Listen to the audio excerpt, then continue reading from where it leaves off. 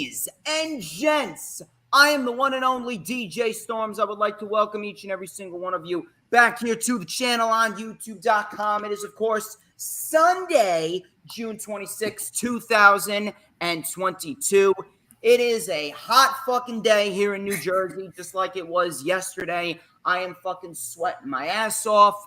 I feel like I've been walking around in a large-ass sauna all day, especially considering I don't have no fucking central air. Then I find out this chick has central air, so screw you. But anyway, we got some shit to go over because this is the official rundown for AEW and New Japan Pro Wrestling's Forbidden Door pay-per-view, which of course is streaming live on all pay-per-view platforms, including Bleacher Report and Fight TV, with the pre-show, the buy-in, starting at 7 p.m. Eastern Time.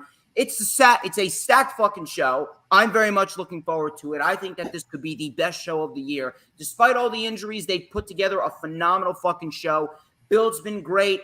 We got a small crowd thus far, but I'm pretty sure we're going to have more and more people as time goes on. I see Hula Grim and I see Mitchkovsky in the chat. But first things first, before anything, I got to introduce my guest. She and I, we've collaborated before over on Earl Cole's channel. Shout out to Earl Cole. And she was recently on the channel back in April for the rundown for NXT Stand and Deliver and WrestleMania 38. She's back here to talk AEW New Japan Pro Wrestling's inaugural Forbidden Door pay-per-view. Please help me welcome back to the channel once again, Miss Christina Rivera. How you doing? I'm doing good. I'm very excited. Let's get the rundown started for Forbidden Door. And it's tonight. We've got a jam-packed event, and let's get to it. I'm ready for it. We got a large card, 12 matches, and I will say this. One thing that I love is they learned their lesson from Double or Nothing.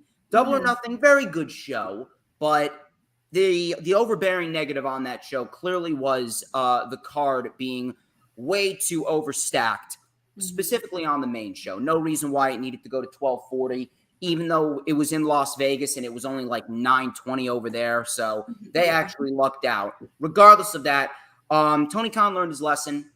We got 12 matches on the card. He put 3 on the buy-in, 9 on the main card. It should be done by 12. I got no issue with that whatsoever. He planned it out, and he has the match formatting perfect. So I have no complaints right there. Also, I would like to get your thoughts and your opinions on the build towards Forbidden Door. So let me hear it. What's your thoughts on the overall build, how everything played out, and the match card altogether? I love the build. The build was literally fantastic. To see New Japan Pro Wrestling come into AEW, literally breaking down the Forbidden Door, and to have these top competitors from around the world just to come into AEW. Oh my goodness. Especially what happened at AEW this past Wednesday night when John Moxley and Tanahashi stood face to face while everything was going around like chaotic and crazy. I'm like, oh snap. This pay-per-view is going to be freaking banging, and it's going to be worth the $50. So I'm looking forward to it. The build has been great. To see Jay White and Adam Cole collaborate, but I sense tension between them, and I have a feeling it's going to break through tonight at Forbidden Door. So I'm looking forward to it. Absolutely. I really don't have too much to add other than the fact that it is absolutely 1,000% going to be worth your money. I don't understand why anyone would complain about the $50, considering it's only 4 to 5 events a year with AEW, and they make sure that your $50 is fucking worth it based on everything that we get with all of these shows. Shout out to Peanuts, actually, in the chat. It is actually his birthday today. Hey, happy birthday! Happy birthday! May you have many, many more. Absolutely. Appreciate Peanuts. He's always a loyal supporter here on the channel. Before we get into the festivities, before we get into everything with the show, and we're going to go match by match and dissect everything and give our analytics and predictions on it. First things first, Christina, where can we find you on social media? Okay, on social media, you can find me on Twitter at Diva_Christina, at Instagram, Christina Rivera 1987, Facebook, my name, Christina Rivera, and also you can find me on YouTube as well with my full name. So you can check me out on my social media links. Be sure to check out those social media links in the description, specifically her YouTube, her Twitter, and her Instagram are in the description. Go and check her out. Give her a follow, subscribe to her channel, and turn on the bell. You can find me on Twitter at HistoryMakerDJS. That is at HistoryMakerDJS, both on Twitter and the Instagram, because all I do is fucking make history. Of course, we got Facebook as well. That link's in the description. For collaborations and business inquiries, please make sure you add me. Or excuse me, I guess add me on Google. Send me an email. My email is, of course, StormsTakeOver@gmail.com. Be sure to like the official DJ Storms business page, and I will be sure to send you an invite to join the official DJ Storms Posse group on Facebook, where only the elite members of the DJ Storms Posse reside. Of course, since DJ Storms is now a part of Hardcore Sports, the Hardcore Sports Network, of course, where Mitch Kofsky created it with his main men, Tyler and AK Eagles podcast. So shout out to them. Please make sure you go and follow Hardcore Sports on Twitter. It is at Hardcore Sports N. You can follow them on Instagram at Hardcore Sports Network. And, of course, subscribe to the YouTube channel, Hardcore Sports Network. I will be making my debut there very, very shortly. We're trying to get to 100 subs, and the sooner we get to 100 subs, the sooner that everyone's going to launch on the channel, and everything's going to work out perfectly. We're going to have a nice set schedule. The sooner we get to 1,000, we're going to get monetized. We're going to make some merch. We're going to have a good time. We're going to get super chats going. I need everyone to please go check out Hardcore Sports. The link to their Twitter, the Instagram, and the YouTube channel is in the description. Go and check that out ASAP after the stream is over. Of course, we are about 7 minutes into the stream. And if you haven't liked the stream, I really don't know what the fuck you're doing. When you get in here, you got to hit the like button. It is extremely fucking vital that you do so. When you come on in, you give me a fucking like, because I've been busting my ass for nearly 5 fucking years on here. The least you can do is give me a fucking like. Okay? There you go. You heard him. And you share out the stream on all platforms of social media. I'm talking about Twitter, Instagram, Facebook, Pinterest, Tumblr, Snapchat, TikTok, whatever social media platforms that you may use. Share it out. It is absolutely vital we get everybody in here, so that way they know that DJ Storms and Christina Rivera are live here on YouTube.com talking about what is going to be the best show in professional wrestling all year, and that's AEW New Japan Pro Wrestling's Forbidden Door. Of course, hit the subscribe button. We've been gaining a little bit more subscribers as of lately. I am very, very pleased to see that. So please make sure, hit the subscribe button and hit the notifications bell with a huge coup de grace. That way, you will know whenever I pop up on YouTube, because whenever I pop up on YouTube, baby, it is the best time to be on YouTube, because it's the only time you're going to get to see this glorious sideburn chin strap combination, this beautiful mustache right here, and this is going to be Earl Cole's favorite part of the show. Oh, yes. Earl Cole's favorite part of the show, because we're going to light it up. He loves that. Oh, here we go. I already know. We're going to light it up a little. Here we go. And a dash of and a whole lot of Look at this star. Okay. Because like Campbell's soup, what am I? Like Campbell's soup, I'm so good. Everybody wants a piece of the Storms Meister. Everybody. And no one has these looks. No one can pull off the sideburn shin strap combo like I can. It's pristine as fuck. Anyway. Getting a little bit too ahead of myself here. Let us jump right into the festivities. Let's jump right into the matches. We got 3 buy-in matches and 9 matches on the main show. So let's start off with the pre-show. The pre-show, I think it could be a decent little pre-show, but mainly it's going to be used to get people on the show that are not really going to be on the main show, which I don't really mind. But obviously, we've seen better pre-shows. The pre-show for Revolution this year clearly was better, and I don't think anything's going to top that pre-show. That was probably the best pre-show that they've ever put on and will ever put on. But we got the Gun Club. This is Billy, Austin, and Colton Gunn, or Billy and the Ass Boys, as they call it, and Max Caster, Platinum Max Caster, who I absolutely love. He is going to be teaming with the Gun Club against Yuya, or I think that's how you pronounce it. Either Yuya or Uya. It's Uya Yuruma, and the New Japan Pro Wrestling LA Dojo, which is Alex Kunlin, the DKC, and Kevin Knight. Now, I am unfamiliar with Umara. I'm unfamiliar with the LA Dojo because I do not watch New Japan Pro Wrestling. I don't really have the time to do so, specifically because I have work. I'm a national accounts analyst, and then I have two other companies to watch. I got Dynamite, I got Rampage, I got NXT UK, Raw and SmackDown to watch. I watch Impact from time to time, but that's about it. And on top of that, everything going on with my family, I got a lot of shit to do with my personal life. So I don't really have too much time to watch New Japan. I'm not familiar with them outside of the big names, but I'm interested to see what they can bring to the table. I've certainly been loving the partnership between the Ass Boys and the Acclaimed. They have great chemistry. Everything that they do, it's very, very entertaining.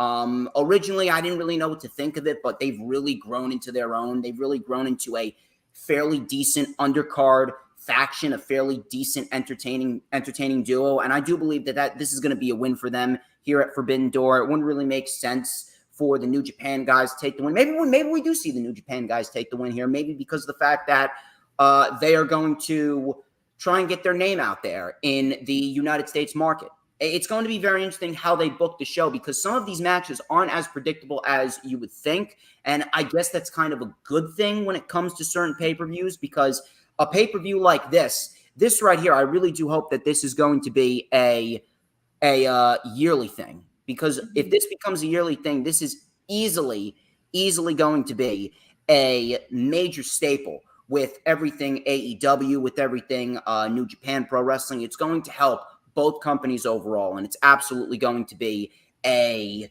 thing that helps both companies branch out. New Japan with the United States market, and then AEW with the Japan market, and so on and so forth as things go on. But I'm going to go with the Gun Club and Max Caster to get the win here. I think that they should really start developing some wins for themselves because I think that they're going to be a decent little faction to get put in the Trios Championship tournament when that gets introduced with AEW. I do believe that is going to be somewhere in October. I think Kenny Omega's due back in October, and that's specifically what Tony Khan is waiting for, if I'm not mistaken. I can't remember when he specifically said that, but I do believe that is what he's waiting for when it comes to the Trios Championships. But I got the Gun Club and Max Caster to take the win here. I'm going to throw it over to you, Christina. Let me hear it. Not for nothing, to see the Gun Club and the Acclaim literally teaming together, I thought that it was going to be a bust. I thought it was going to go down the drain, but honestly, they have really good chemistry, and it's such a comical way, but it's really good. And when it comes to the match, I mean, I'd like to see the Gun Club and Max Caster pick up a win against a New Japan Pro Wrestling team. And like you, I'm not familiar with New Japan Pro Wrestling. I haven't watched, but I have some type of familiarity when it comes to the superstars such as Jay White and Jay White when they have Adam Cole. I mean, you guys think not a professional wrestlers have performed at New Japan Pro Wrestling, such as Bryan Danielson and everybody else, and the list goes on. So when it comes to this match, this first buy-in match, I would like to see the Gun Club with Max Caster pick up the win. Help them build up the team a little bit more. Help them gain that advantage. I mean, it would be okay for New Japan Pro Wrestling to pick up a win, just not quite yet. Maybe that will probably happen at the pay-per-view event. So for me, I'm going to go with the Gun Club and Max Caster as well.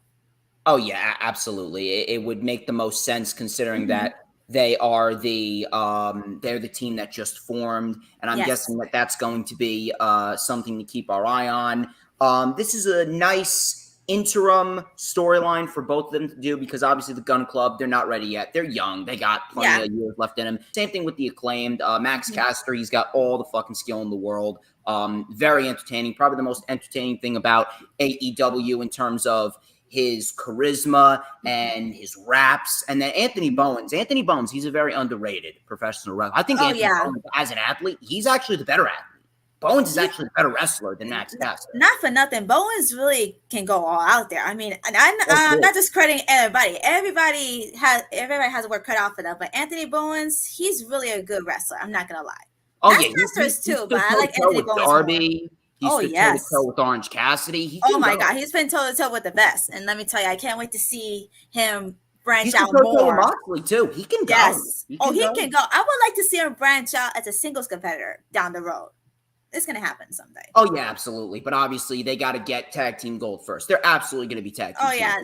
Let them build them up. Let them build up first. And if they get the tag team gold, that would be great for them. So let them build up first, and we'll see where they go from there. Yeah, absolutely. So we got the second buy-in match, which is The Factory. This is QT Marshall and Aaron Solo versus Hiroki Goto and Yoshihashi. Now, I am a little bit familiar with Hiroki Goto. I believe I've seen him wrestle once or twice because I used to watch a little bit of New Japan back in 2019, I believe it was. I watched a little bit here and there. Nothing too crazy, nothing too over the top, but I watched a little bit here and there. I like what I saw, and I'm interested to see how he's evolved over time and what he can do, especially with Yoshihashi. I'm actually going with Goto and Yoshihashi to win here, considering that QT Marshall and Aaron Solo, they're in a position where they're used to put over other talent. Because QT Marshall, look, I got nothing against QT Marshall. He's actually a Jersey guy. I got to support my Jersey guys. And he's a good wrestler. He's a good wrestler, but he is a wrestler that has been slotted into a role that fits him to put over other talent in decent matches. And that's exactly what he's been doing over the course of his AEW career. And I think that this is exactly what's going to happen here. Goto and Yoshihashi are going to get the win here. They're going to beat QT Marshall and Aaron Solo. I think this is probably going to be one of the quicker matches of the night. I think the last match on the pre-show is going to get the most time, specifically because of who's in it and how good they are. But yeah, I got Goto and Yoshihashi in this one. Really nothing more, nothing less. And the New Japan guys are going to get the win here, tie up the score 1-1. I actually agree with you with that because even though I'm really not familiar with New Japan Pro Wrestling and their wrestlers, but I'm gonna give it with the New Japan Pro Wrestling team to go for the win against the Factory because I have seen QT Marshall literally take the role of putting over younger talent, which I love to see because you cannot have all these other people not put over younger talent because that's not going to make them relevant and not bring up their credibility more. So I'm actually going to go with the New Japan Pro Wrestling team for the win for this one against the Factory. So it will go up to 1-1. And the next match for the buy-in, that's going to really break the tie for now. Oh, yeah, absolutely. So the next match for the buy-in, we got Swerve in Our Glory. This is Swerve Strickland and Keith Lee. They're taking on Suzuki Gun, which is El Desperado, and Yoshinobu Kanemaru. And I am not really too familiar with them either. I've seen El Desperado, I believe, once or twice. He was pretty decent from what I saw of him, and I'm actually interested in seeing what they do here against Swerve and Lee. I do believe Swerve and Lee are going to get the win here, specifically because they're playing up the story of them breaking up. I don't know how wise that is this early because I'm not sure where they're going to go as singles guys this early in their AEW run.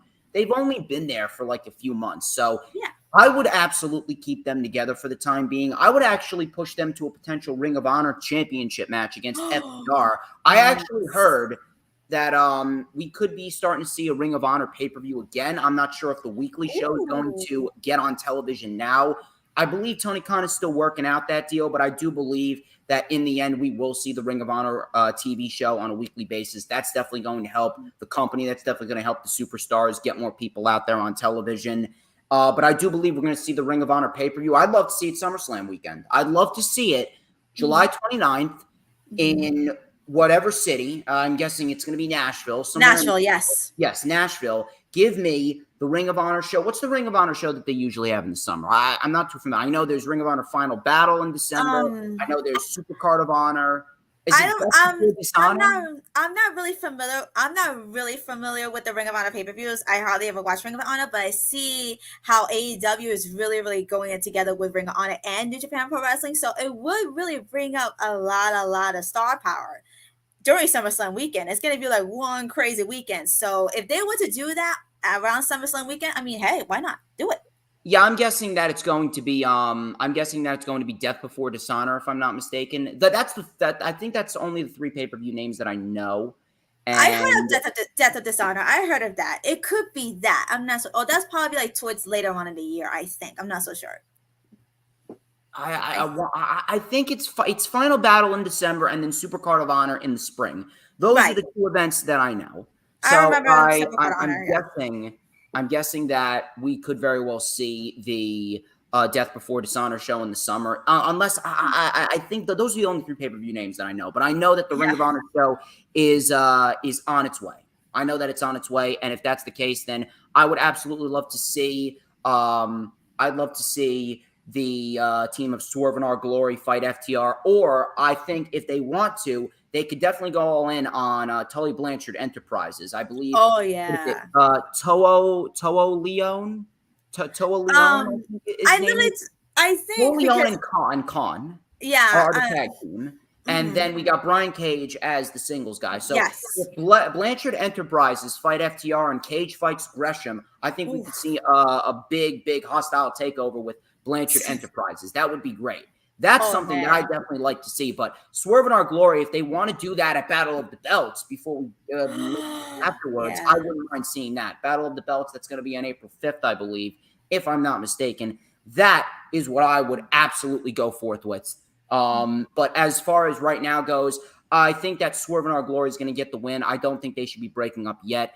Wait a few more months. I'd like to see him get a tag team title shot. Maybe we see them get a tag team title shot against the Bucks. The Bucks clearly need challengers. Yes, There's really no one built up enough right now other than Swerve and Our Glory, and I think that Swerve and Our Glory would be the perfect interim challengers for the time being. Maybe we see the Bucks and FTR at All Out. I don't know what's going on with the Good Brothers, but I heard that the Good Brothers could very well be out of Impact, but they did win the titles from the Briscoes. Yes. I'm not sure. There's a lot of questions going on, but as far as Swerve and Our Glory goes, I would absolutely stick with Swerve and Our Glory as a tag team for now, and I would absolutely give them the win here over, what was it? Kanemaru and Yoshinobu. There we go. Yoshinobu and Kanemaru. I would absolutely give them the win. Or El Desperado and Kanemaru. I got Swerve and Our Glory there. Let's throw it back over to you. I would love for Swerve Strickland and Keith Lee to pick up the win in those, because we have seen some tension brewing between the two ever since what happened at Double or Nothing when it came to the ladder match and stuff. And I say to myself, okay, do not break up yet. You guys are a great team. Stick together for a little bit. They're waiting, but I love them as a team. Stick together, stand together for now, because we need new challengers for the tag team titles. But it could be FTR against them, or the Young Bucks against them. Hey, I'm all for that.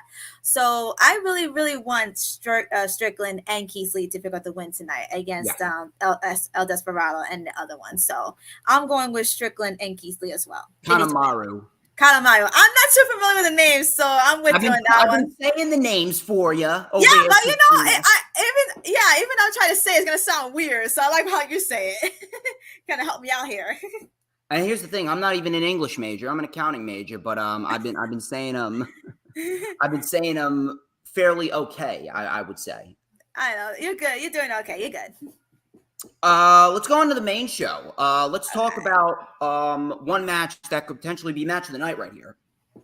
Will Ospreay and Orange Cassidy.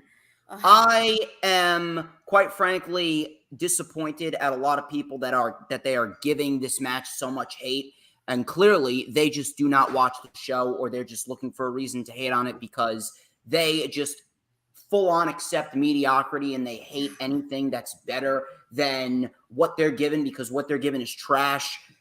I don't understand. I really don't understand the hatred behind this match. Clearly, you have not been paying attention to what Orange Cassidy has been doing. Orange Cassidy has proven that he is, without a shadow of a doubt, probably the most underappreciated professional wrestler in the industry right now. Orange Cassidy's fucking great. You have seen him against almost every single top star in AEW. Cody, MJF, and Darby, and Sammy, and Jericho, Pac, Miro as well. Yes. Omega. He has stood toe-to-toe with all these individuals, and he has delivered 1,000%. So at the end of the day, you clearly are not watching the show, and you're just clearly looking to hate on it for the simple fact that you're looking to hate on it. If you don't like the gimmick, fine. But if you're telling me that this is not going to be a great wrestling match, then clearly I'm just going to assume that you're a fucking retard. Because you are one. Plain and simple. This match, this is probably the match that I'm looking forward to the most. It's this match, and I would say that there's 4. I know, because it's a loaded fucking card. Yes. It's this match. Mm-hmm. It's the All-Atlantic title Fatal 4-Way match. Yes. It's the Fatal 4-Way for the IWGP Heavyweight title. And I would say it's the Winners Take All Triple Threat Tag Team match. Those are the top 4 matches that I'm looking forward to the most. And I really do believe that these two could very well have match of the night if they wanted to. I really do.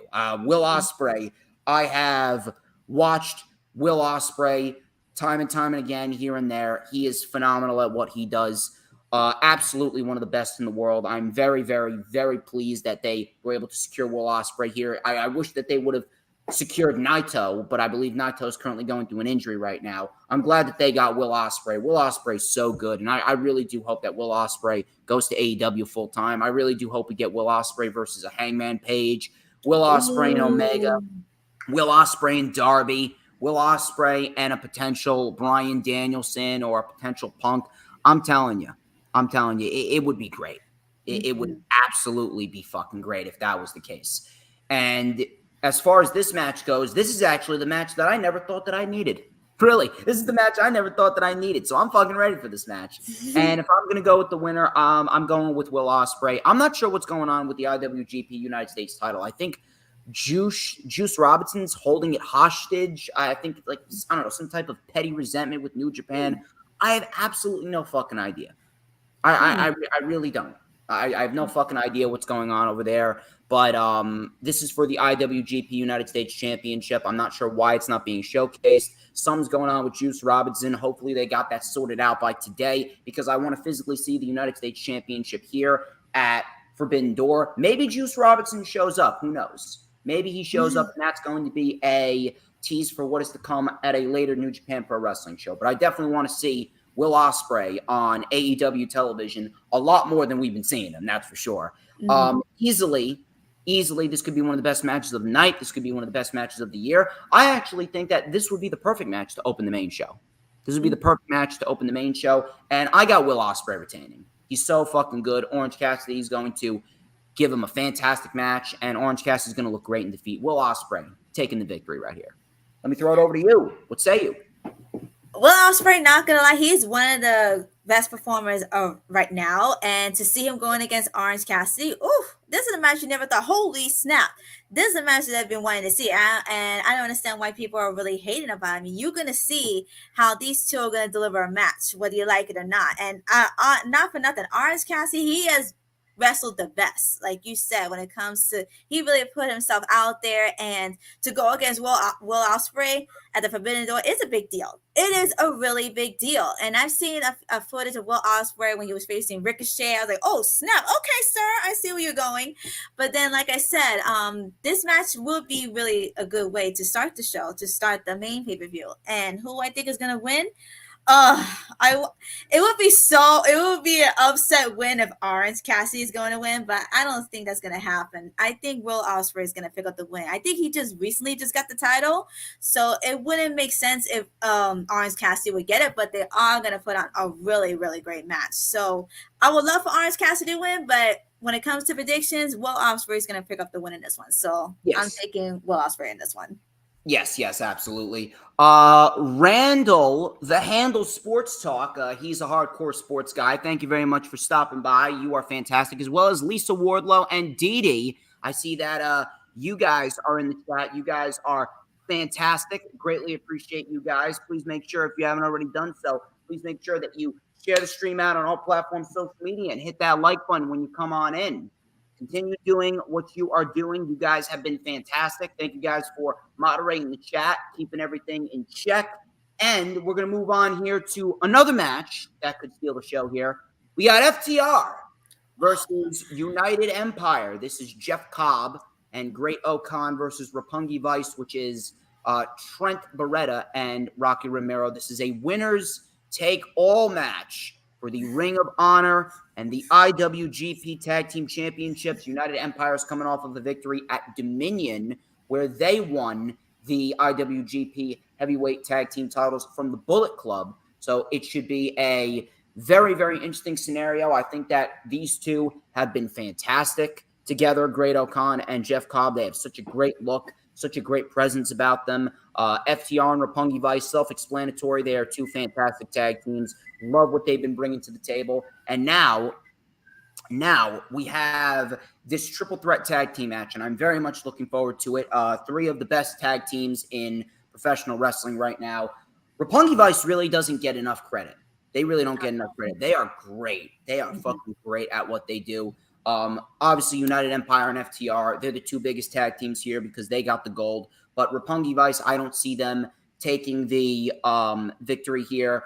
I actually think they're probably not even going to factor into the decision. I actually think that United Empire is going to take the fall because I think they're going to set up a 1-on-1 or 2-on-2 tag team match with Roppongi Vice and FTR. Maybe we could get for both titles, maybe for all three titles that FTR has, but I do think FTR is taking this. FTR, they've absolutely been on the run of their life right now. This has been the year of FTR. They are the best tag team in all of pro wrestling right now. They are so fucking good at what they do. They are undeniably going to go down as one of the best tag teams of all time. They're going to go down as the modern-day Dudley Boys with how many titles that they've been winning recently. And let me tell you something, the Young Bucks, listen, they're always going to be the best tag team of all time to me, but I'm telling you, man, if there's one team that can give them a run for their money, it's FTR. I knew that they were good, but now more and more people are really starting to realize how fucking good FTR really are. And it's a great thing to see. It really is a great thing to see. So I think this is going to be a fantastic fucking triple threat match. And out of all the triple threat matches for tag teams that we've seen Jurassic Express, Red Dragon, and the Bucks. We have seen RK Bro, Rollins and Owens in the Alpha Academy. We've seen Swerve and Lee, Team Taz and Jurassic Express. I think out of all the triple threat tag team matches we've seen this year, I think this is going to be the best one. I think that these two are looking to top anything that those three matches did. I really do believe that this is going to be the match that could potentially put all tag team matches this year to shame, just because of how good these three teams are and the unpredictability factor. It's going to be great. It's going to be great. And I got FTR taking this, and they're going to pin United Empire. FTR, they're the belt collectors, man. They're the belt collectors. Do they collect one from the Young Bucks? I don't know. We could see it.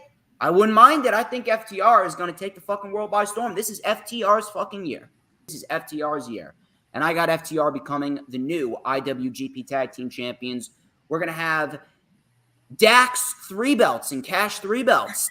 3 fucking belts from them. Unfucking real. They are the best tag team in the world right now. Christina, floor is yours.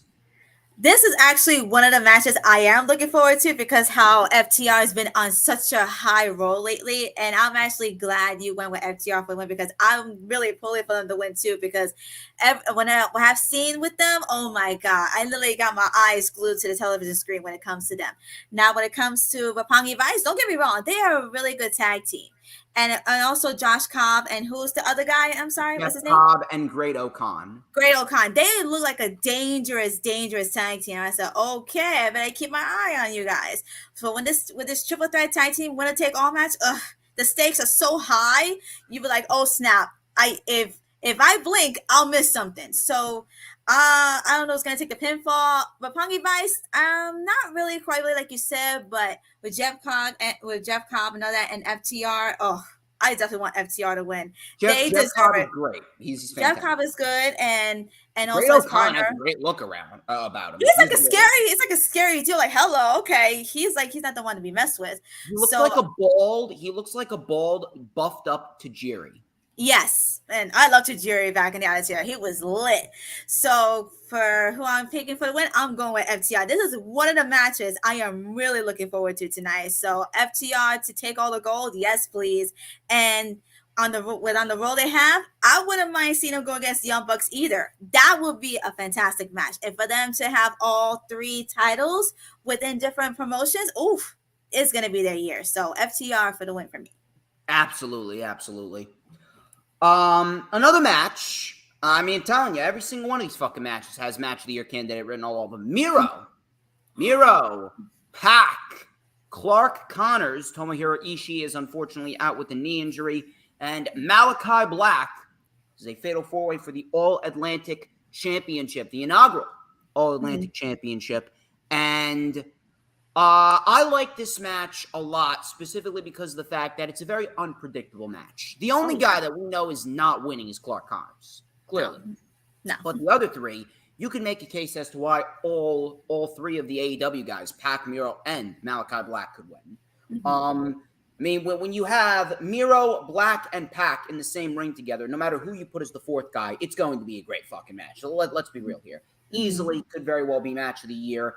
And I'm definitely looking forward to seeing these four individuals go at it over the All-Atlantic Championship. It, like I said, has a great unpredictability factor about it. The qualifying matches have been very well done. I've been loving what they've been doing with the qualifying matches. Everything has been formatted out very nicely.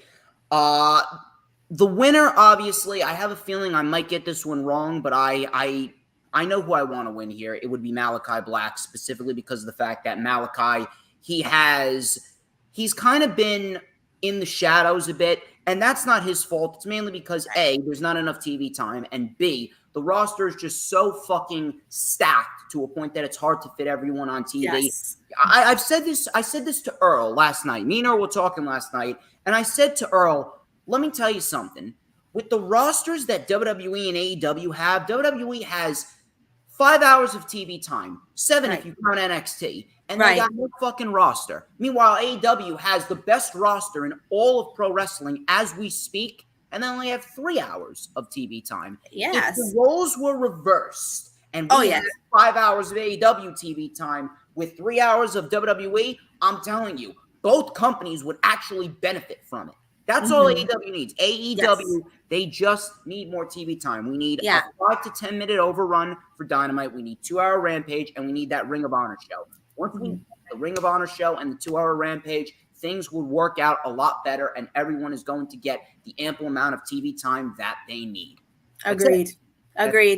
But I really do hope Malachi wins this. I'm not going to be mad if Miro wins it, although I do expect him to win. But I'm not going to be mad if he does. And the reason why I'm not going to be mad if he does is because I can't really complain about Miro because he's fantastic at what he does. He's so great. He has a great presence about him. Easily, he's going to be a world champion at some point before his AEW career ends.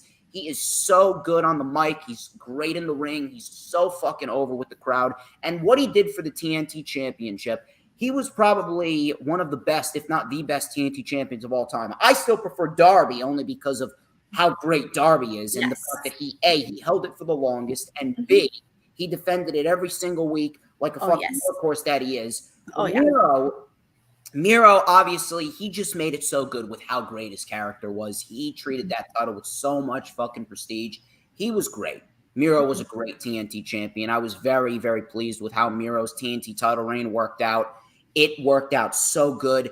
And in the end, I mean, him winning the All-Atlantic Championship obviously would help the title itself because of who he is and how he carries himself and how prestigious he can make that championship just by standing there with that championship.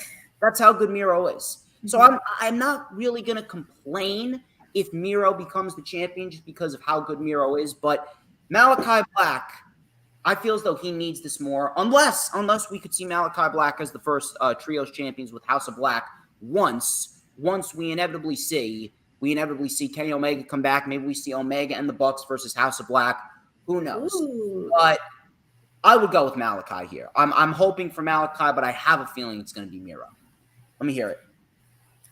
This fatal four-way match, I'm looking forward to as well. With the exception of Claude Connors, when it comes to Malachi Black, Pac, and Miro, oh my God. It's going to be one hell of a match. You don't know who's going to win this one. Now, when it comes to who's going to take the fall, I think either Claude Connors could take the fall, and I believe Miro is going to win this one because he just got back. He's in tremendous shape. I mean, look what he did with the TNT Championship. He has so much prestige to it, and I feel that him gaining the All-Atlantic Championship, it will add more prestige to it because of how good he is. And Malachi Black, he's freaking phenomenal, especially with the House of Black. And let's not discredit Pac either with that triangle. He's been on a roll lately. All these competitors have been doing great. Now, Claude Connors, yes, he's good in his own right, but he was replaced due to the other person due to injury. Hiroshi. Yes. Who's like the Japanese Frankenstein. Oh my God. Great. Oh my God. He's great. I love it. I love Ishii. All right. So, like I said, who's going to take the win? I'm going with Miro on this one. He's going to come out as victorious and be the new All Atlantic Championship, which, by the way, is a very, very pretty belt. And I like how the build was with the qualifying matches. It was great with these competitors and everything. It was great. So Miro is going to take the win this time, and he'll be the new inaugural All Atlantic Championship. Well, here's something. Who does Miro drop that title to inevitably? Because, like, what he did for Sammy before Sammy screwed himself over was great, actually. What he did for Sammy and how he put over Sammy was great. It was great. Who does he lose it to once he wins it? Oh, that's a good question. I really don't know, but it would be interesting to see how everything will build up once he becomes champion, because there are a lot of contenders for the title. Maybe Keith Lee can go for it. Keith Lee could go for it. Swerve Strickland could go. Keith Lee and Miro, I would not mind that. I would not mind. Keith Lee will go for it. Swerve Strickland, Dante Martin, Samoa Joe. Yes, the list goes on. I would love to see a singles match with Miro and Pac. Oh, I would love to see that. Myron Pac, yes, the bastard Pac can go. I love Pac. He is one tough son of a bitch. I wouldn't mind seeing him go against Malachi Black either as a singles match either. Anything could happen. So we'll see. But I'm going with Miro for the win, and he's going to be the champion tonight. We'll see what happens there, but that's definitely in contention to be match of the night right there. We got Toni Storm. Now, Juice Robinson, I mean, he's lucky to have her. I'm telling you. I'm just throwing it out there. She got a lot of good assets there. Yeah. Hula Grim knows what I'm talking about. That's our pretty good emphasis on assets. Assets, yes. Anyway, we're getting too concerned into that. Let's we got Toni Storm, gotta be professional here, versus Thunder Rosa. I mean, Thunder Rosa's not too bad herself. I'm just gonna throw. No, she's beautiful woman. She's very beautiful. God bless her. Yes. Thunder Rosa. I mean, if you saw the tease, I think she's doing like a Patreon shoot with Jamie Hayter, if I'm not mistaken. So I think that's a wrestling fan's wet dream right there. Anyway, she's probably watching this right now. She's probably gonna. If I ever go back to AEW event in Jersey and Thunder Rosa on the show, because she watches me. I know she watches me. She's probably gonna come over to me. She's probably gonna give me a fucking fire Thunder driver through a table. Anyway, who the heck knows? yeah, who the hell knows? I'm probably dead when Thunder Rosa. You might want to make it. Yeah, I'm not gonna make it. But these two women, very much looking forward to this match. Thunder Rosa is kind of in the same boat as Malachi Black right here, especially since she's became world champion. Again, there's just not enough TV time. There's just too much to fit in, and unfortunately, some things have to take a back seat. Unfortunately, Thunder Rosa has not been given everything. I'd like to believe that this match is definitely going to build off the Serena Deeb match, because the Serena Deeb match was excellent. Easily one of the best women's wrestling matches of the year. And Thunder Rosa, she already has two great women's wrestling matches this year under her belt with Britt Baker inside the steel cage and Serena Deeb. I think we're going to get another one here with Toni Storm. Toni Storm's great at what she does. And obviously, this one's straightforward. No reason why Thunder Rosa needs to lose the championship. Plus, she's got plenty of challengers. I'm not sure what the deal is, but I can see Thunder Rosa holding that title all the way to Full Gear. That would make the most sense at this rate. She needs a long title run. She's got plenty of challengers. She's got Ty Conti. She's got someone like Hikaru Shida. I'd love to see Shida mix it up with her. I'd love to see Shida and Rosa actually at All Out. They could tell a nice story there, because it was 2 years ago that Rosa challenged for the AEW Women's Championship the first time around, and she failed. She could tell that story of Rosa needing to exorcise the demon of Hikaru Shida. Love to see that. We could see someone like a Ruby Soho. Maybe. Now, this is just me. Maybe Jamie Hayter as well. Include Jamie Hayter in there as well, because Jamie Hayter, she's fucking great at what she does. But one thing that intrigues me, I know Serena Deeb and Mercedes Martinez, they're on a collision course for the Ring of Honor Women's World Championship. And that I'm very much interested in. I think that if they do the Ring of Honor show and we get that match, that's absolutely going to be a great women's wrestling match. That's personification of women's wrestling right there. Give me all that. Give me Mercedes Martinez and Serena Deeb. If they want to, I would not mind seeing Serena Deeb win the championship. Serena Deeb, she could be the leader of the division down there for the time being, because obviously she's not going to factor into anything with the TBS title or the Women's World Championship right now. I think that's Statlander or Athena. I would go with Statlander, but one of those two is taking the title off of Cargill. And then after that, I would say, yeah, give it to Deeb. But I think for now, Deeb being the Ring of Honor Women's World Champion and having a long reign with that would really establish the women's division in Ring of Honor as something. Obviously, you got AQA down there. You could bring Anna Jay down there. Willow Nightingale could be down there. Miranda Alizés could be down there as well. I heard she's very good. We can get some more AEW stars down there. Maybe like a Ty Conti. We could see what she can do down there as well. Maybe someone like a Ruby Soho gets an opportunity down there. There's a lot of different women that you can put down there. A lot of different scenarios you can give us with the Ring of Honor women's division. I would personally love to see some people from Impact move over and go to the Ring of Honor brand. One that greatly interests me is Tasha Steelz. Tasha Steelz she's fucking great at what she does. I very much enjoyed what she did as the Impact Knockouts champion. And again, she's a Jersey girl. I may be biased, but I mean, I'm a Tasha Steelz guy. I'm a Tasha Steelz guy, just throwing it out there. There's a lot of different scenarios that they could do, but Deeb winning the Ring of Honor Women's Championship with Mercedes Martinez going, and she could fight Thunder Rosa. That would be a match I would definitely love to see. But if we're talking about a woman that could inevitably take the championship, I don't know. I think Sasha's gone. Sasha's gone.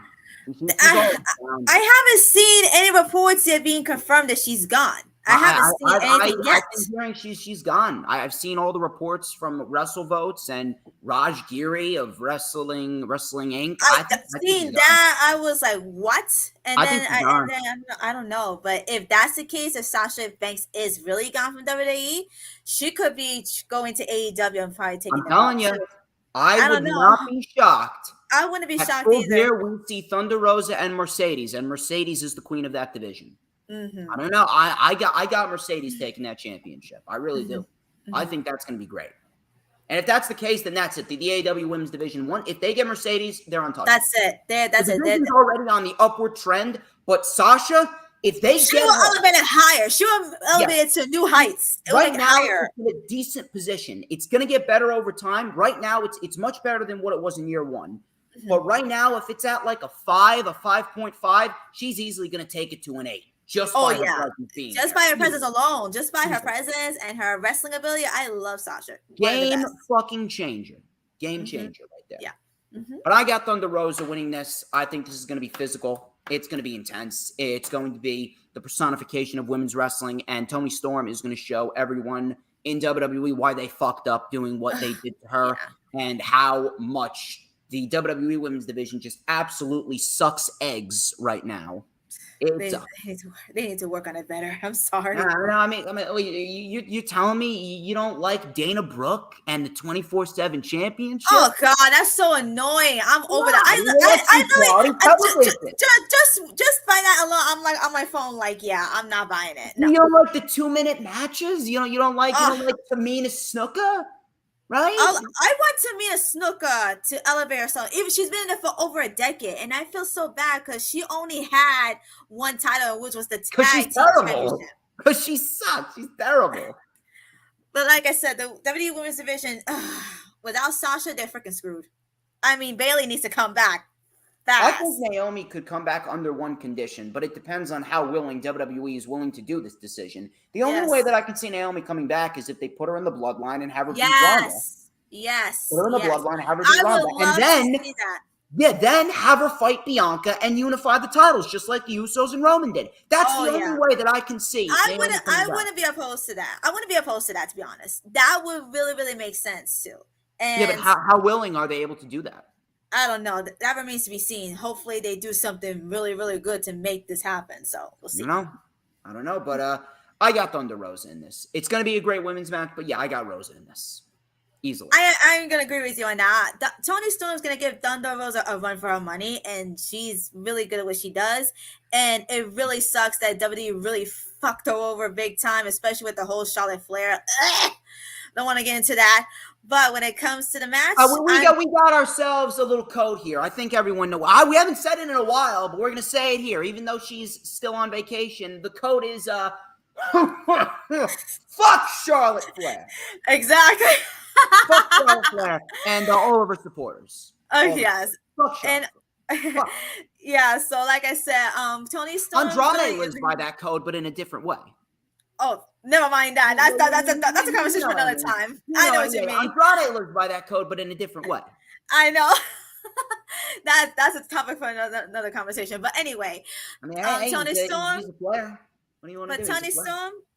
Toni Storm versus Thunder Rosa. That's going to be a really good match, and Thunder Rosa is definitely going to pick up the win. And trust me, it won't be a fast match. Not 2 minutes. It will definitely go maybe 15 minutes tops.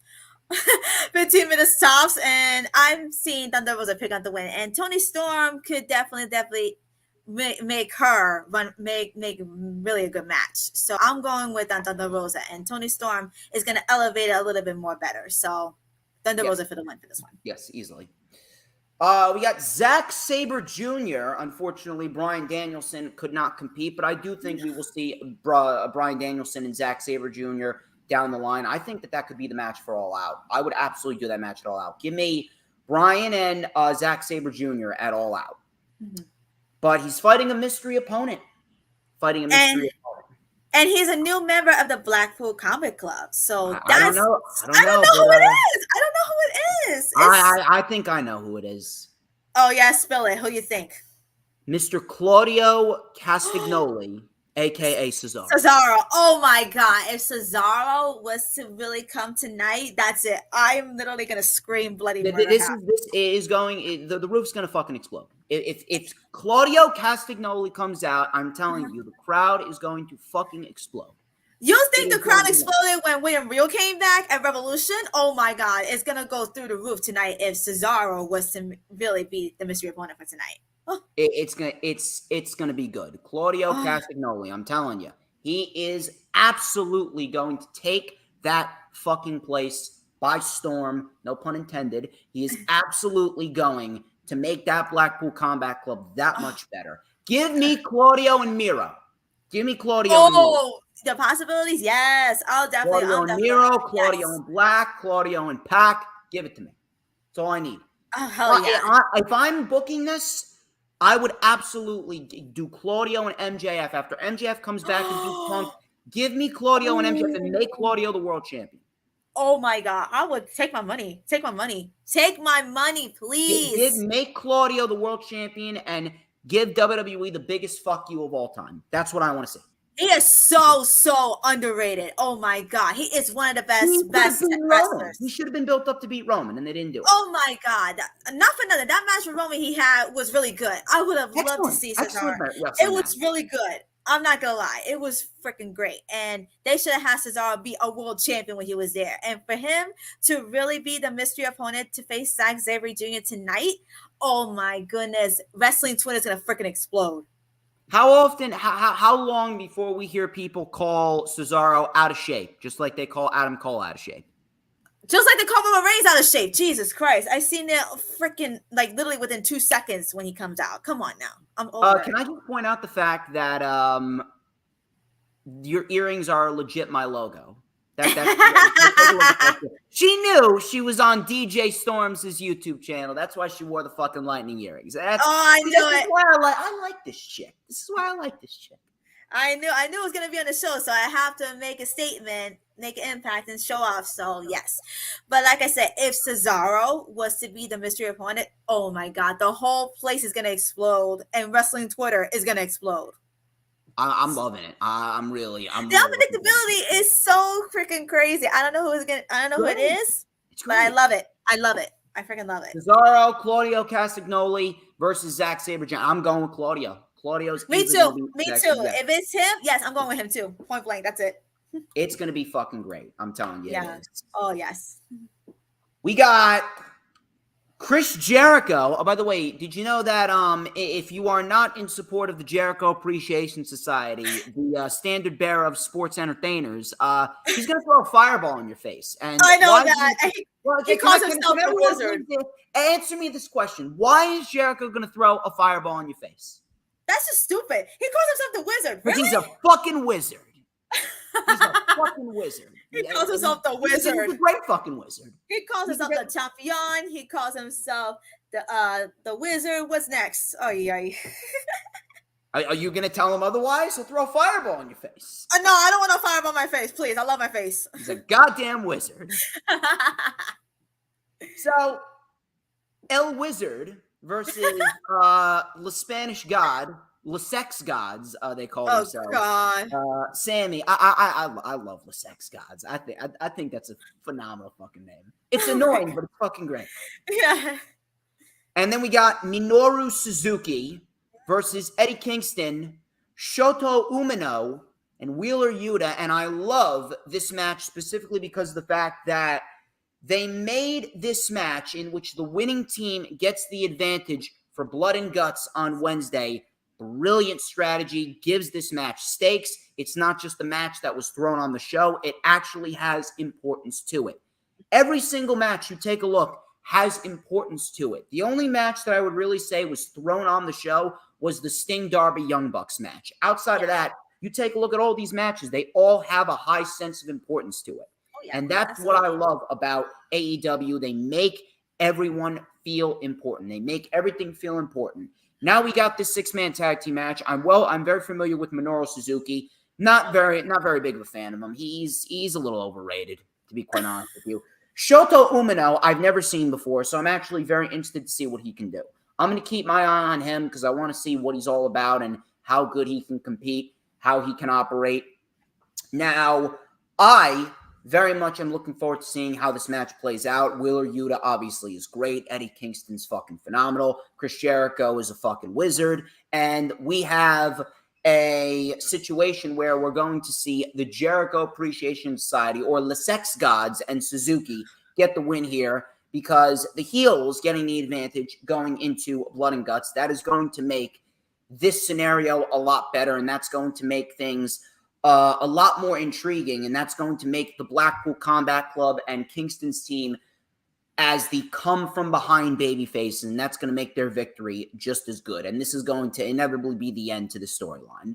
I got Eddie Kingston and his team taking the win in Blood and Guts, but I do believe that Le Sex Gods and Minoru Suzuki are going to take the win here, and they are inevitably going to get the advantage going into Blood and Guts. I think this is going to be a very entertaining match. Usually these trios matches are as entertaining as all fuck, considering AEW is absolutely the masters of tag team wrestling, whether it be tag team straight up, whether it be trios, 8-man tags, 10-man tags. They are great. They're great at what they do, and I truthfully believe that this is going to be a very fun match.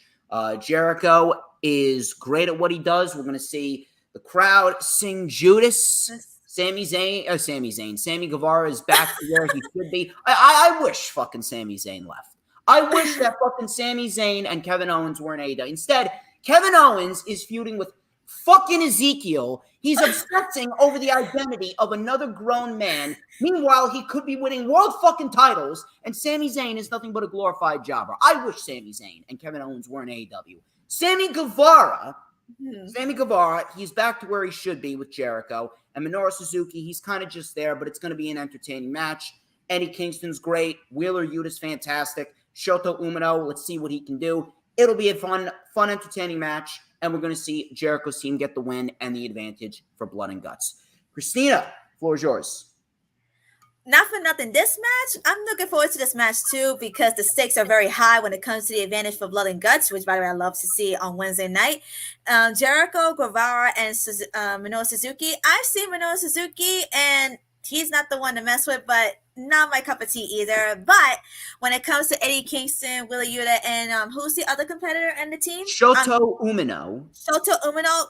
Umino could be the contributing factor to hopefully maybe help Kingston and Wheeler Yuta win in order to get the advantage for Blood and Guts. So, and not for nothing, the Jericho Appreciation Society has been on a roll lately. Ever since what happened at Double or Nothing, I can't get that match out of my head. It was chaotic, bloody. Entertainers always triumph over pro wrestlers, man. He's a fucking sports entertainer. Yeah, but when it comes to sports entertainers, they really go at it. I don't care. You can call them sports entertainers, pro wrestlers. I don't care. As long as you can fight and back it up, I'm down for it. So they have been on a roll lately ever since what happened at Double or Nothing. It was bloody. It was crazy. I freaking love it. You see one thing, have you seen another thing? Have you try to catch up? And it was crazy, and I love it. And they have been on a roll. Playing Wild Thing. That was fucking great. They literally had that on for 10-15 minutes, and I said, "Hey, you should have let them play for the whole match. That would have been freaking icing on the cake for me." Jericho's a fucking heel. Can't have fun when you're a sports. You can't have. I know, right? So what can you do about that? What's done is done. So for me, I would say I will love Kingston and Yuda and New Japan competitor Shoto Umino. I would say they would pick up the win and get the advantage for Blood and Guts, because this has been brewing for such a long time, and I feel like Eddie Kingston really wants the advantage so bad, along with Will Yuda, and that will lead to JAS versus the Blackpool Combat Club for Blood and Guts, and have them get the advantage. So I'm going with Kingston, Shimo, and Yuda for the win. I'm going with that. We got out of everything, I think this is going to be match of the year. Kazuchika Okada. Oh, snap. Jay White. Hangman Adam Page. I know you're a Jay White mark. Calm yourself down. And she's a Jay White mark, just like I like Toni Storm's asset. So we got Kazuchika Okada, Jay White, Hangman Adam Page, and Bebe. That's Adam Cole, for those of you that do not know. Fatal 4-way for the IWGP World Heavyweight Championship. This is what I say here is not going to do this match any justice. This right here could very well be the match of the fucking year if they want it to be. I'm telling you right here. This is going to be absolutely fucking balls to the wall nuts. I'm so looking forward to this one the most out of every match on the show. And with what these four men are known for and what they can do, I'm telling you, it's going to absolutely light the fucking crowd and light the world on fire. People are going to be talking about this match for the rest of the fucking year with how good it's going to be. And I am looking forward to these four individuals absolutely tearing the house down. It's going to be this and Claudio that are going to be the two biggest highlights of the show, I'm telling you. Unless we see Omega coming back. One thing that we need, we need Okada and Omega on American soil. We saw the 4-match series. We need the 5th match on American soil. We saw the 4-match series over in Japan. We need the 5th one. We need it here. It's just too fucking good not to do. They need to make it happen. We're gonna have to. Again, I really don't have too much to say about this match. I am as excited as all hell for this match. I have been wanting a match like this. This is probably the most excited I've ever been for a match since probably, I want to say, Johnny Gargano and Adam Cole at TakeOver New York in that 2 Yes, that match was lit. That right there was probably the second best wrestling match of all time.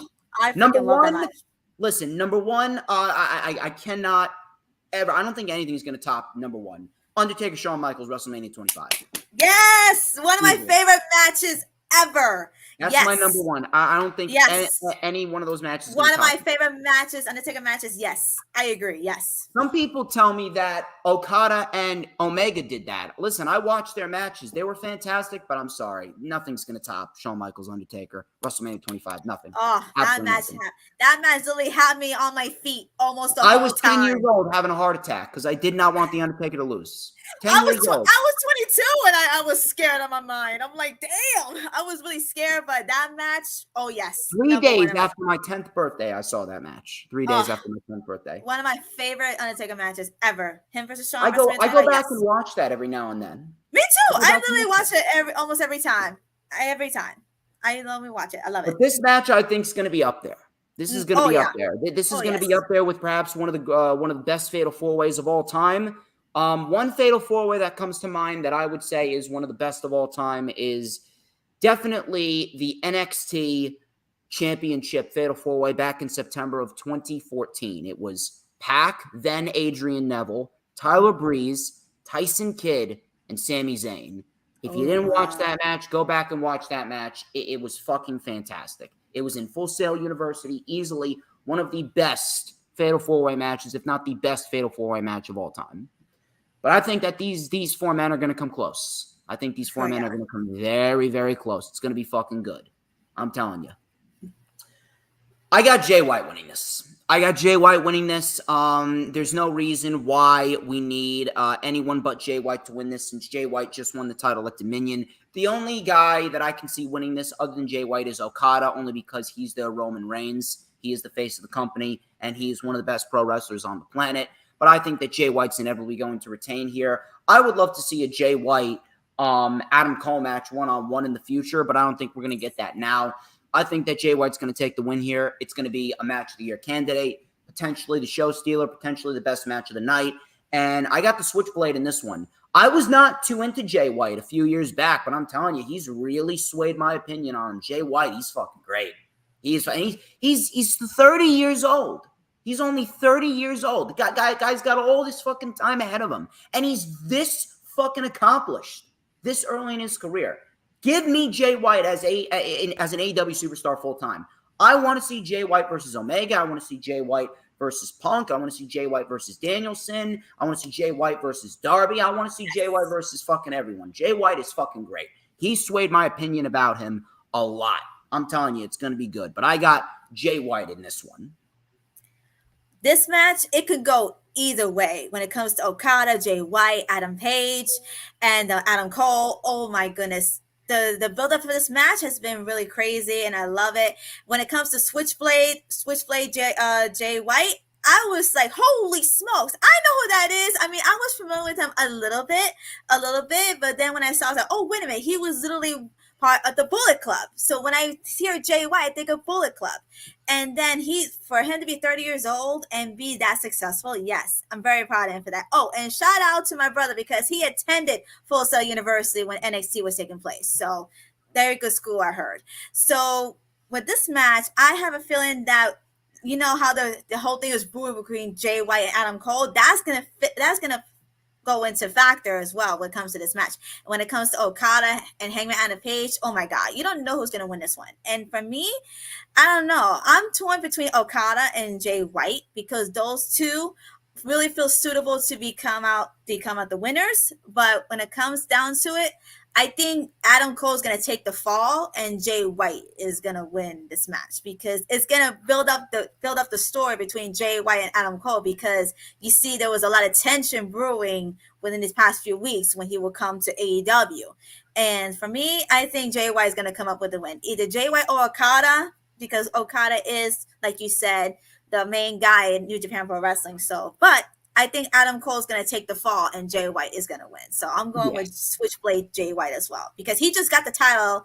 Like he just recently got the title. It wouldn't make sense for him to drop it right away. So let him have the title for a little while longer. And I would love to see him build up the rivalry with Adam Cole because of the tension that's been brewing these past few weeks. So I'm going with Switchblade Jay White in this one.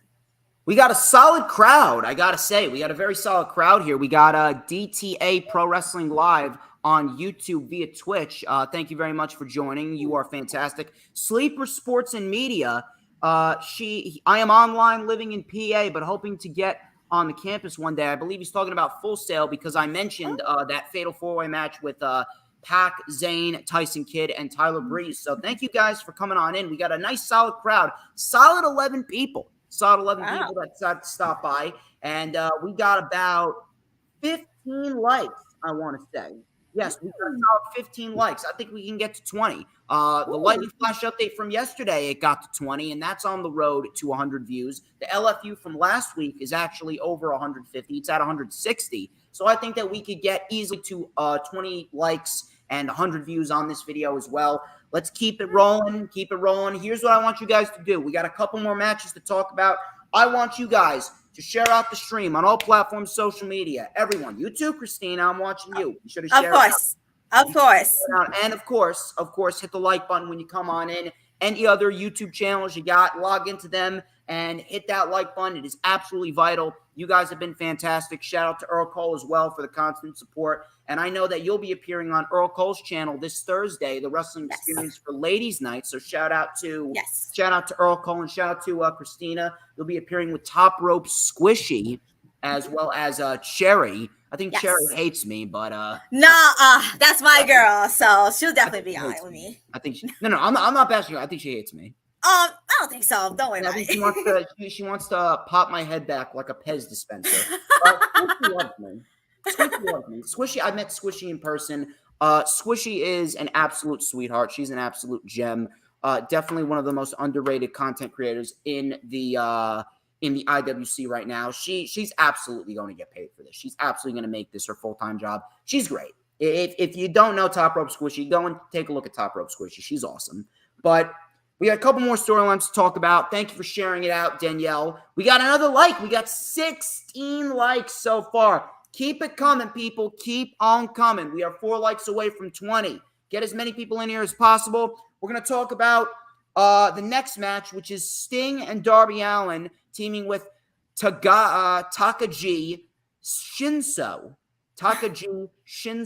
versus the Young Bucks and El Phantasmo. Unfortunately, it was confirmed that Hiromu Takahashi, he had a fever. So he cannot I heard about that. Yeah. He cannot make Forbidden Door. So Hikuleo is going to be accompanying the Bullet Club, Young Bucks, and El Phantasmo to the ring. El Phantasmo, I've seen what El Phantasmo can do. El Phantasmo is actually very good. And the Young Bucks, obviously, the Bucks, easily best tag team in all pro wrestling, obviously behind FTR. Sting and Darby, I've been loving what Sting and Darby have been doing. I would love to see Sting and Darby challenge for the tag team titles. They've been undefeated as a tag team. Let's see Sting and Darby challenge for the titles and give me Sting inevitably turning heel. I want to see a feud between Sting and Darby Allin to get Darby Allin to that next level before he inevitably fights MJF for the World Championship. That's what I want to see. That'll be interesting to play out. Oh my God, heel Sting? Damn. I would like to see that. DTA, if you want our thoughts on who's going to face Zack Saber Jr., go back earlier in the video and we talked about that extensively. But we got this 6-man tag team match. It was originally an 8-man tag. Even with the injuries, I got to commend them. They are booking the show very well. The formatting is very well. They've done a very good job, and I'm very happy to see that they were able to put together such a great show. I think, again, just like the other 6-man tag team match, this is going to be fun. This is going to be all over the place. It's going to be very, very, very, very innovative. And inevitably, we are going to see, I think we're going to see Sting and Darby take the win here. I think we're going to see Sting, Darby, and Takagi Shinso take the win here, specifically because of the fact that the Young Bucks are pretty much already on the up and up. They don't really need the victory here. I think El Phantasmo is inevitably going to take the victory. Or take the pin here, rather. And Darby, Sting, and Shinso are going to take the victory here. And maybe this is all leading, I do believe, if I'm not mistaken, this is all leading to Darby Allin and Sting versus Red Dragon down the line. Then maybe we get Darby and Sting versus the Young Bucks. I definitely want to see how that plays out. But I do inevitably believe that we are going to get Red Dragon and Sting and Darby. And then we're going to get the Young Bucks for Sting and Darby for the tag team titles. Red Dragon, I'm actually very interested in seeing them fight Sting and Darby, but they're currently on the DL.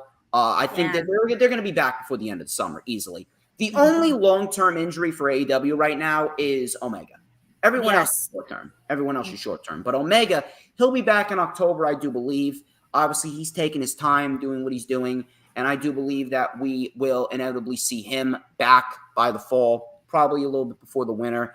It's going to be a fun time for pro wrestling when that does happen. But for now, we're going to get a fun match. We've been getting a lot of fun matches with Sting and Darby in these multi-man matches. Sting, 60-plus years old, still jumping off of fucking balconies. Yes. He still thinks he's in his 20s.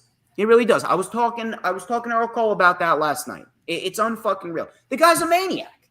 He's putting the 20-year-olds to shame. He's putting the 20-year-olds to shame. Come on now. He really is. He's better than fucking Omos. He's better than Raw at his age. Oh my God. But Sting being as old as he is, 60 plus years, and still taking huge bumps off the balcony to the table. Yeah, forget it. He is freaking insane. I love it. And he's really, really out there, and I love it. WWE fumbled the bag. They fumbled the bag hard when it came to him. Oh my God. Probably one of the worst fumbles in WWE history when it comes to legends. And also, I personally, for me, I feel robbed because we would never get the Sting versus Undertaker match. I've been wanting for that match for the longest time. My brother and I have been dying for that match. WrestleMania 30. Yeah. Oh my God. I would have been really, really like this on the screen, just seeing that match. We got robbed of that. I'm just gonna flat out say it.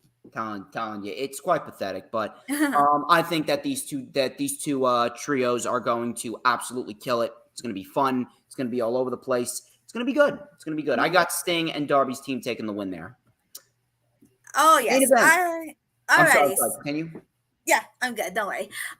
When it comes to Sting and Darby Allen, and when it comes to the Young Bucks, they're doing really great. I'm not gonna lie. And to have these holy shit, wrestlers, I'm sorry to interrupt you. 19 likes. One more like, people. One more like. I see 19. I'm just saying, I see 19. But yeah, continue. I apologize. It's okay. Thank you. When it comes to Sting, Darby Allen, and the Young Bucks, along with the New Japan Pro Wrestlers they have as their respective tag team partners, yes, this match is going to be great. When it comes to tag team matches, they have delivered every single time. And it makes you want to stay glued to the television screen, because if I blink, I will miss it. And I don't want to do that anymore. I don't want to do that. So when it comes to the Young Bucks, they have just won the tag team titles from Jurassic Express, alongside with the Christian heel turn that we knew was coming. We knew it was coming. Dead, Jack. You're fine. Oh my God. Him when he said that, I wanted to go to the television screen and just punch him in the mouth for saying that. And also, you saw like after the show, he's there to win a shit ton of money. Yeah, and not only that, after the show, he was literally trash talking Jungle Boy's mother and sister. I was like, oh, snap. Oh. We really see the real Christian Cage now. But let me go back to the match, the trios match. So for me, this match is going to be great, as always. One of the matches I'm definitely looking forward to. And who's going to come up with the win? I'm definitely going with you as well. I'm going with Sting, Darby Allen, and who's their partner again? I'm not good with the names. Their partner is Takagi Shinso. Okay, so I'm going with those three for the win, because the Young Bucks and their partner, they're gonna deliver. All of them gonna deliver with no question. But I'm going with Sting, Darby Allen, and the other guy to win. I can't pronounce their names. Forgive me. Takagi Shinso. Okay, I'm trying. Forgive me. That's probably one of the easier ones. That's probably one of the easier ones. Probably. That and Shoto Umino. Umino is all right. It's okay. Umino is all right. That I can deal with. Main event. Here we go. We got Jon Moxley versus Hiroshi Tanahashi for the interim AEW World Championship. This is the match 3 years in the making.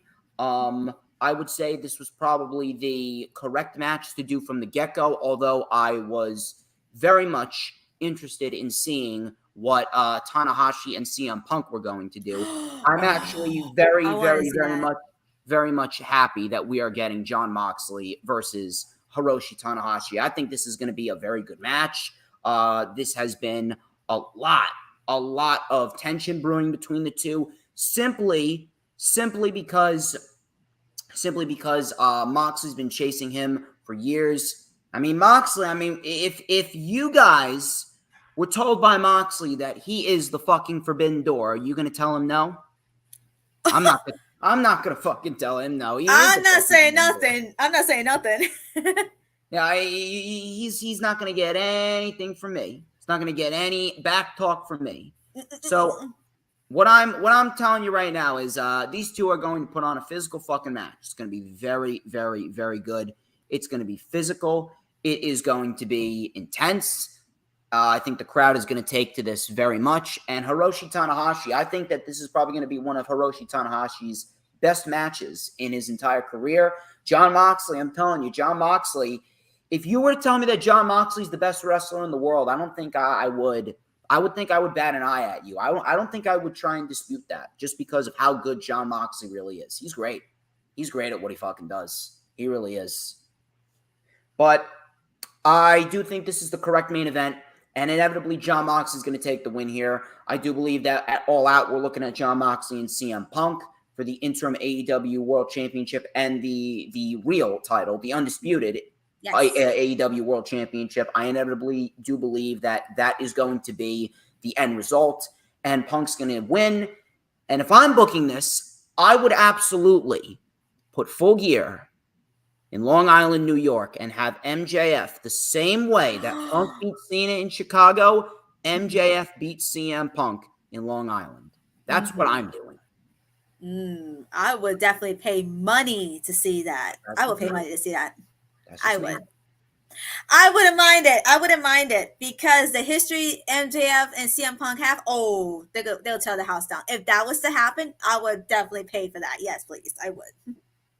I'm telling you, I think that would very much help everything that's going on. I think that would definitely make the World Championship that much more prestigious than it already is, even though it is the most important title in all pro wrestling right now. I'm just throwing it out there. I am just throwing it out there. And not only that, it would literally bring the whole MJF CM Punk rivalry to a whole new level. It'll literally come full circle, and who knows, if that was to happen, take my money. I will be watching.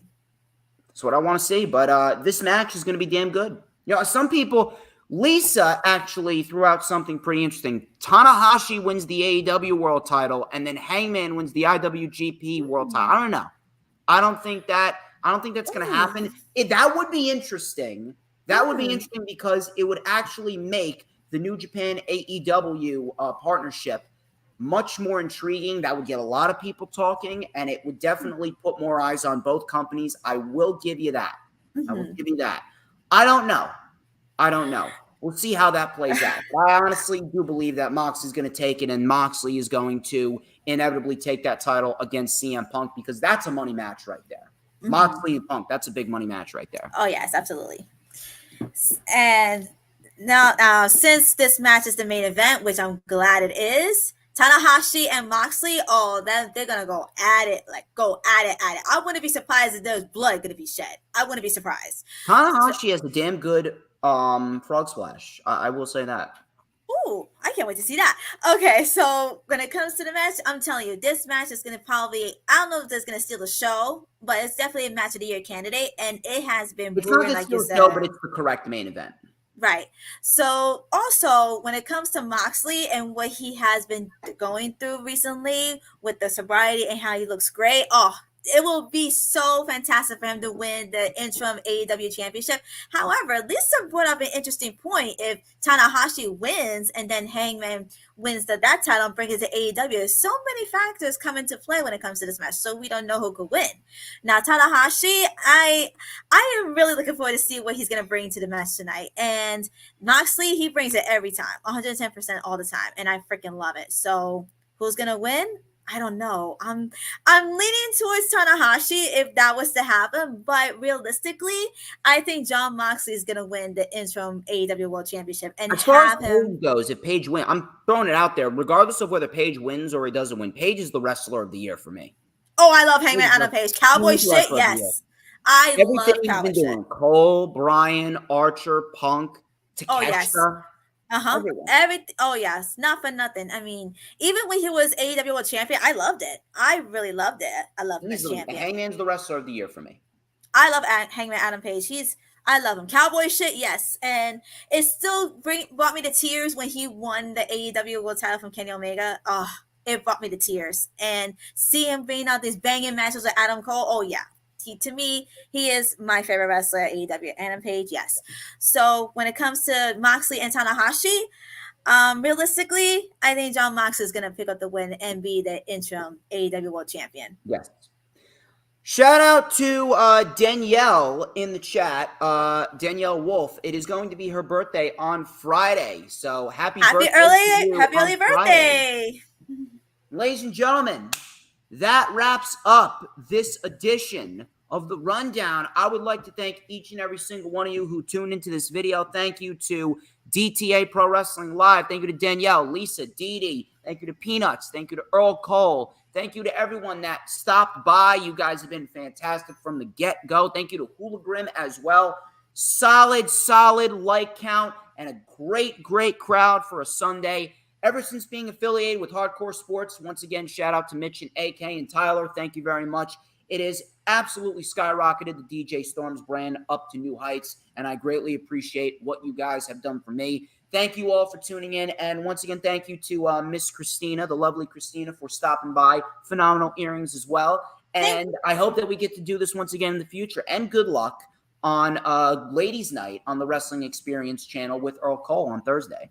Thank you so much, and tune in as well, because it's going to be Ladies' Night. We're making history. And by the way, once again, where can we find you on social media, Christina? Of course, on Twitter, you can find me at Diva_Christina. On Instagram, Christina Rivera 1987. You can also find me on Facebook with my real name, Christina Rivera, and on YouTube as well with my name. So follow me there. Like, comment, subscribe. Check out all the links in the description. Subscribe to my channel. Subscribe to her channel. Subscribe to Hardcore Sports. Ladies and gentlemen, I'm DJ Storms. She's Christina Rivera. And this has been The Rundown. And I do have one last question. This is a very important question. It's probably the most important question of them all. The most important question ever. Christina, who runs the IWC?